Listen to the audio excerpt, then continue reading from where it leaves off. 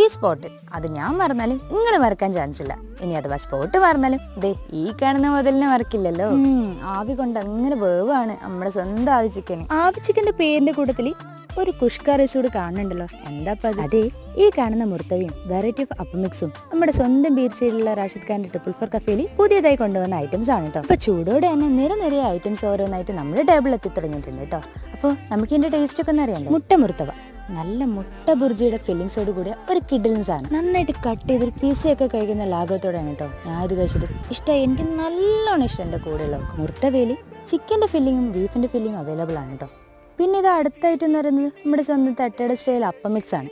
അതും ചിക്കനിലും മുട്ടയിലും ബോട്ടിയിലും ഏതാണെന്ന് മാത്രം പറഞ്ഞാൽ മതി. ഇപ്പോൾ ഇനി എന്താ വെച്ചാൽ നമ്മളെ മാസ്റ്റർ പീസ് ആയിട്ടുണ്ടല്ലോ, സാധാരണ പൊറോട്ടൻ്റെ കൂടെയാണ് മൂപ്പര് അകത്താക്കാറുള്ളതെങ്കിലും പുതിയതായി ഇവർ കൊണ്ടുവന്ന കുഷ്ക റൈസും കൂട്ടിയാണ് കേട്ടോ ഇന്ന് കഴിച്ചു നോക്കിയത്. അപ്പോൾ റൈസ് അത്യാവശ്യം നല്ല മസാലയിലും നല്ല ഫ്ലേവറബിളും ആയതുകൊണ്ട്